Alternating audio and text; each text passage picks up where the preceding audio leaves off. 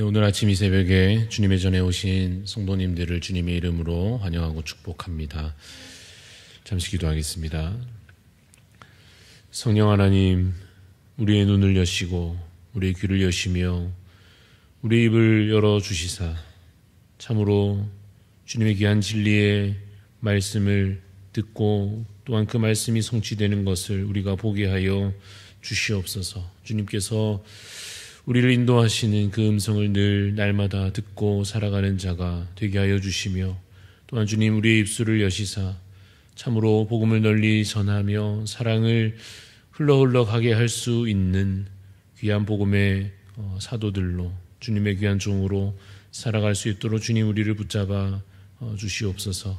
주님 성령의 능력으로 말미암아 쓰임받는 주님의 귀한 일꾼들이 되게 하여 주시옵소서.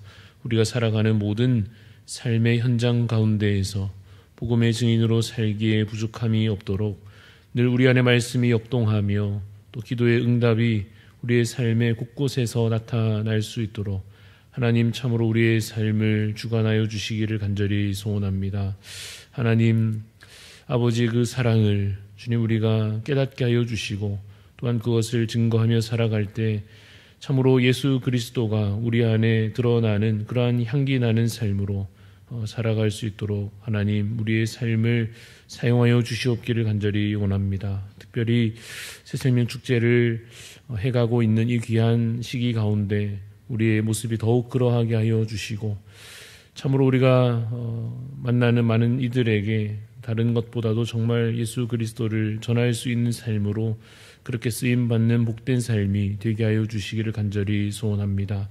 하나님 우리 대한가족들을 기억하여 주시고 특별히 질병 가운데 여러 가지 삶의 고통과 어려움 가운데 처한 우리 귀한 지체들을 하나님 기억하여 주셔서 치유의 손길로 또한 놀라운 회복으로 하나님 허락하여 주시옵기를 간절히 소원합니다. 우리가 서로를 돌아보아 기도하며 또 사랑으로 협력하여서 함께 주 안에서 한 몸을 이루어가는 공동체가 되게 하여 주시옵소서. 그러므로 더욱더 한 마음으로 우리에게 주신 사명을 능히 잘 감당하는 교회 되게 하여 주시사 참으로 이 마지막 때에 믿음을 지켜가며 또한 세상을 변화시키며 또한 구원의 방주로서의 그 역할들을 잘 감당해 갈 수 있도록 우리 대한교회를 주님께서 늘 붙잡아 주시고 날마다 새 은혜를 부어 주시옵소서.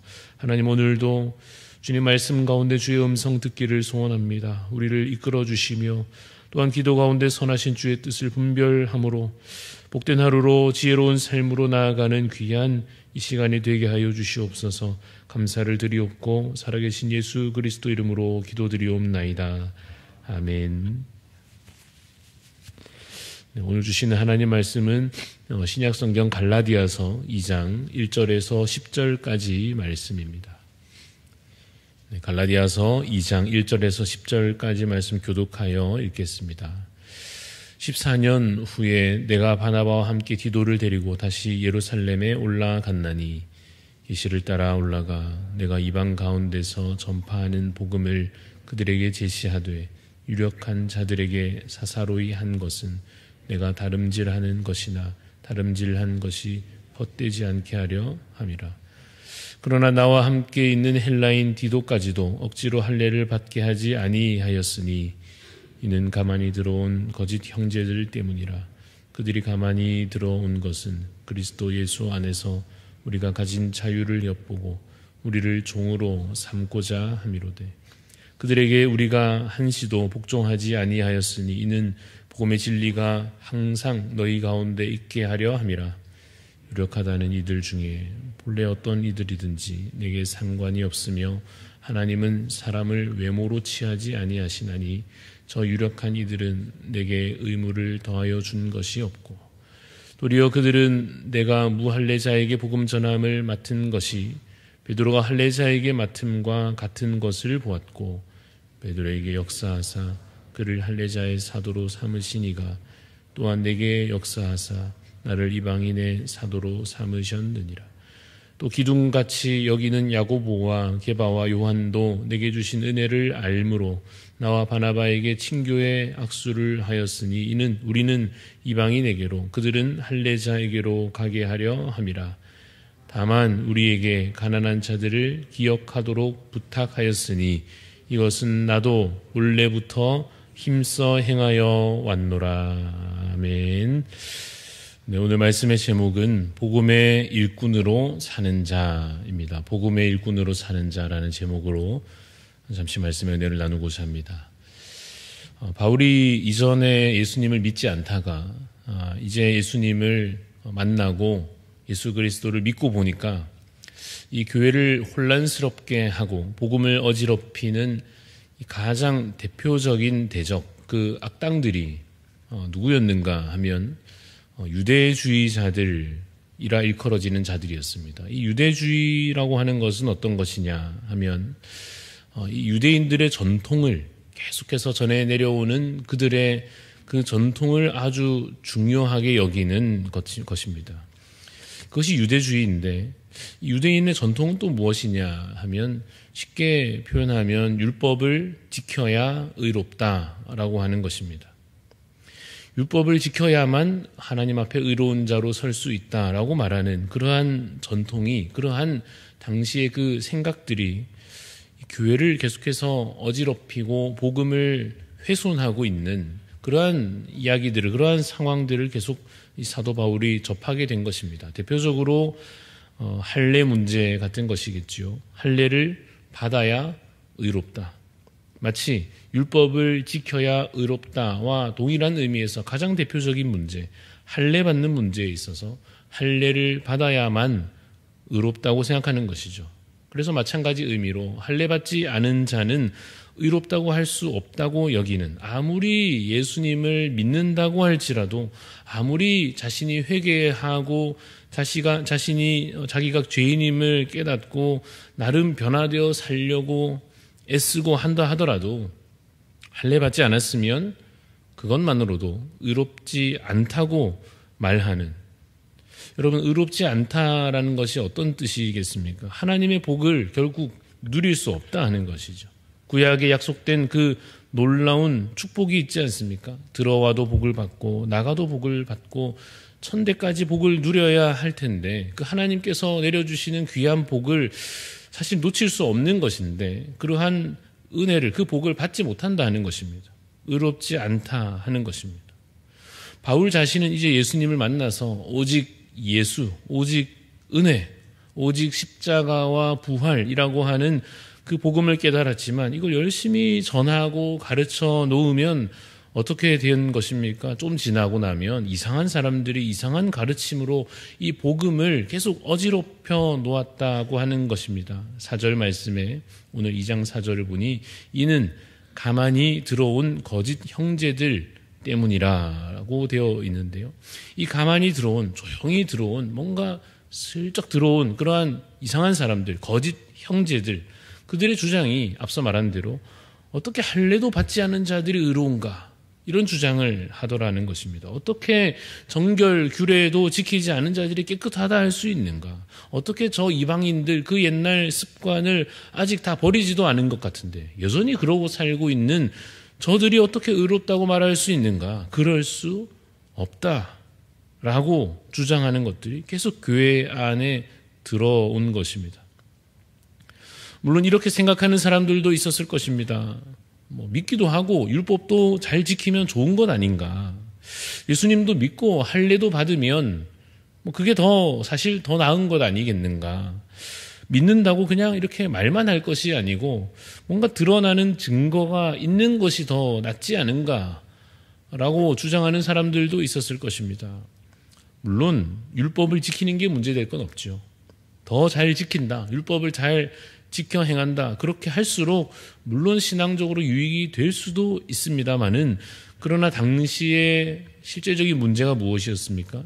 지금 한참 복음이 전해지고 그래서 이방인들에게 복음이 전해지고 그곳에 믿는 자들이 생겨나고 예루살렘에서만이 아니라 여기저기에서 그야말로 그리스도인들이 생겨나고 있는 상황 속에 있습니다. 그래서 그 믿는 자들로 인하여 교회가 세워지고 있고 그와 같이 이방인들이 한창 회심하여 그리스도인이 되고 있는데, 예수 믿고 있는데, 이 유대주의자들이 말하자면 교회의 문을 걸어 잠그고서 이렇게 말하는 셈이죠. 할례 받고 들어와라. 율법을 제대로 지키고 나서 들어와라. 그런 식으로 교회 문을 닫아버리고 있는 셈이었다는 것입니다. 심지어는 교회 안에 이미 들어와 있는 그 믿는 자들에게도 율법을 강요하면서 사실상 저들을 교회 바깥으로 내쫓으려 하고 있었다 하는 것입니다. 그래서 이미 그리스도 안에서 자유를 얻은 자들로 하여금 다시 율법의 종으로 매여 살게끔 만들고 있었다 하는 것입니다. 그것이 심각한 문제였습니다.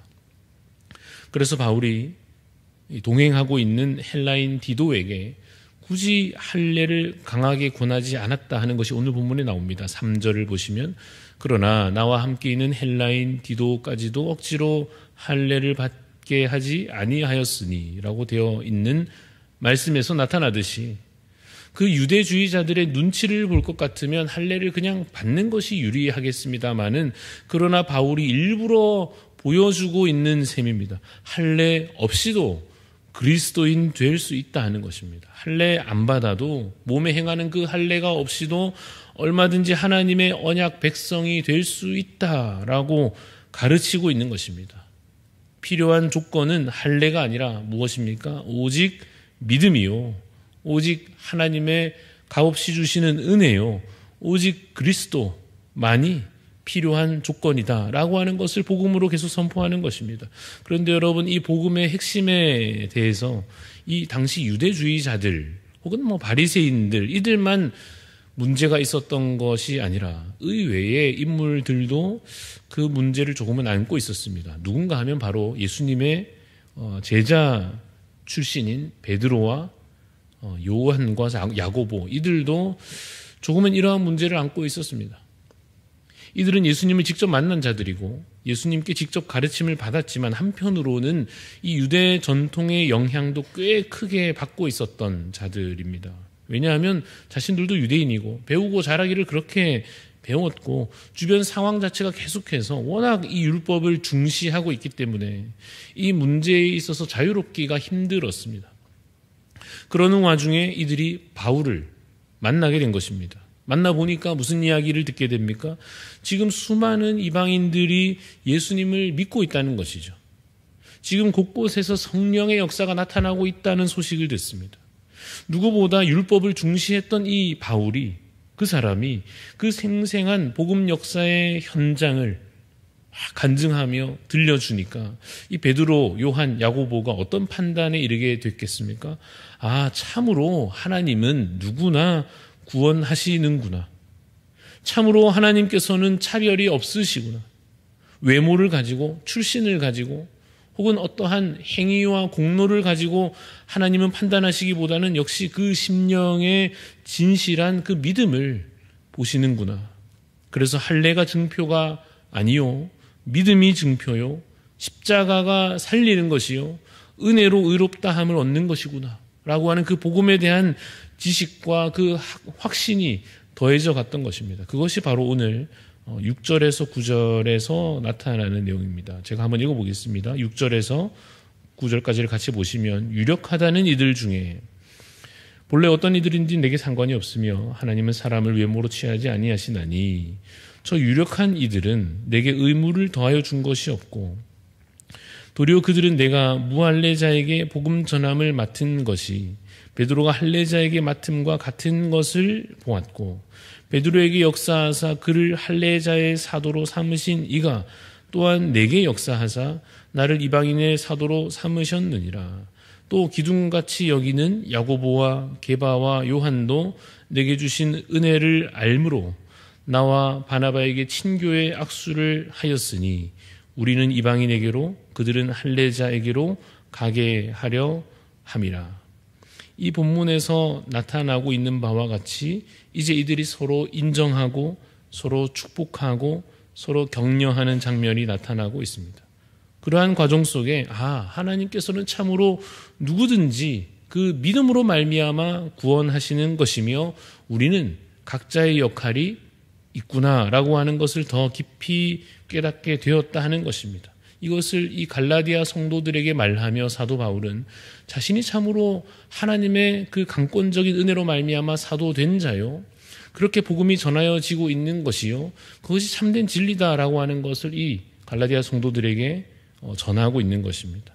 여러분, 오늘 우리가 이 본문의 내용 속에서 두 가지 교훈을 좀 적용하면서 정리하면 좋겠습니다. 하나는 우리도 이 사도 바울과 같이 복음에 정말 진심이어야 한다 하는 것입니다. 오직 예수, 오직 믿음, 오직 은혜라고 하는 이것을 희미하게 만드는 어떠한 생각이든 멀리해야 한다는 거죠. 예를 들면 우리가 하나님 앞에 나아감에 있어서 특별히 예배 시간에든지 혹은 평소에든지 우리가 하나님 앞에 서는 것에 있어서 믿음보다 회개보다 어떻게든 내 공로를, 나 자신의 어떠함을 앞세우려고 하는 그 모습, 그 마음에서 벗어나야 할 것입니다. 자칫 우리의 마음에 계속 내가 무언가 해놓은 것을 가지고, 내가 하나님께 무언가 해드리는 것을 가지고 거기에 내 공로에 집중하다 보면 예배 가운데 회개도 없어질 것이요, 감사도 없어질 것이며, 그저 쌓여가는 것은 내 자랑과 내 교만과 가식과 그러한 것이 남는 예배가 되고 말 것입니다. 그러므로 여러분, 오직 믿음, 오직 하나님의 은혜를 참으로 우리 예배 가운데 여러분이 하나님 앞에 나아가는 그 마음의 중심 가운데 회복하는 자 되시기를 간절히 소원합니다. 또 하나의 교훈은 복음 안에서 서로 이들과 같이 아름다운 협력을 이루는 자가 되어야 한다는 것입니다. 베드로도 사도 바울도 둘 다 너무나 귀한 사역자들이었습니다. 누군가는 그 부르심이 좀 더 유대인을 향하는 그러한 부르심을 받은 것이고, 또 누군가는 그 부르심이 저 이방인들을 향하는 그러한 부르심이 있었던 것입니다. 그러니 서로 각자 길이 다른 것 같아도 하나님 안에, 그 복음 안에 있으니 서로 격려하며 존중하며 잘 협력하면 되는 것입니다. 그러므로 우리도 복음 안에서 아름다운 조화를 이루어 가기를 소원하는 것입니다. 생각이 다르기도 하고요, 상대방의 부족함이 보일 때도 있을 것입니다. 혹은 내 입장이 너무 중요하게 여겨질 때가 있을 것입니다. 그럼에도 불구하고 나 자신도 그렇고 또 상대방도 그렇고 우리의 신앙이 계속 자라는 중에 있다고 하는 사실을, 그래서 우리가 이러한 과정 중에 있는 것을 이해하고 서로를 기다려주며 서로의 부족함을 오히려 채워주는 그러한 동역자가 되기를 간절히 소원하는 것입니다. 그래서 우리 대학 가족들 모든 성도님들은 주님 안에서 그와 같은 아름다운 하모니를, 그런 아름다운 조화를 이루는 각지체 되시기를 주님의 이름으로 축원합니다. 잠시 기도하겠습니다. 하나님 아버지, 참으로 우리가 정말 복음으로 우리의 신앙을 채워가기를 소원합니다. 내 어떠함과 내 공로와 내가 해놓은 일들과 그런 어떠한 조건과 여전히 거기에 마음이 매여 있지 않게 하여 주시고, 정말 내가 은혜로 구원받았음을 깨닫고 정말 우리가 하나님 앞에서 공로 없는 죄인임을 깨달아 다시 우리 안에 회개가 회복되며 다시 우리 안에 감사가 회복되는 자가 되게 하여 주시옵소서. 그래서 그 믿음으로 말미암아 낙심치도 아니하며 교만치도 아니하는 건강한 믿음으로 하나님 앞에 감사하게 서며 겸손하게 살아갈 수 있도록 하여 주시기를 간절히 소원합니다. 또한 우리 서로가 그러함을 깨달아 우리 모두가 참 부족한 죄인이요, 그러나 하나님 앞에서 참으로 정말 의롭다함을 얻은 귀한 자들임을 깨달아 서로 협력하기를 힘쓰며 각자의 은사와 그 부르심을 축복하며 서로의 부족함을 채워감으로 참으로 이 땅에 하나님 나라가 이루어지는 일에 잘 하나 되어 섬길 수 있는 저희가 될 수 있도록 하나님 인도하여 주시옵소서. 감사를 드리며 살아계신 예수 그리스도 이름으로 기도합니다. 아멘. 하늘에 계신 우리 아버지여, 이름이 거룩히 여김을 받으시오며 나라가 임하시오며 뜻이 하늘에서 이루어진 것 같이 땅에서도 이루어지이다. 오늘 우리에게 일용할 양식을 주시옵고 우리가 우리에게 죄 지은 자를 사하여 준 것 같이 우리 죄를 사하여 주시옵고 우리를 시험에 들게 하지 마시옵고 다만 악에서 구하시옵소서. 나라와 권세와 영광이 아버지께 영원히 있사옵나이다. 아멘. 오늘 우리 기도하실 때 소망교회 김정환 목사님 위해서 기도하겠습니다. 교육부서 교사들에게 사명을 주시고 학생들에게 믿음을 더하소서. 전도대회를 통해 VIP를 잘 섬기고 많은 영혼들 주께 이끌게 하소서. 교회의 재정적 어려움을 주께서 살피시고 은혜 베풀어 주소서. 우리 김정환 목사님 소망교회를 위하여 중보하는 마음으로 기도해 주시고 또 우리 각자 기도 제목 가지고 또 함께 기도할 제목들 가지고 기도하며 나아가겠습니다.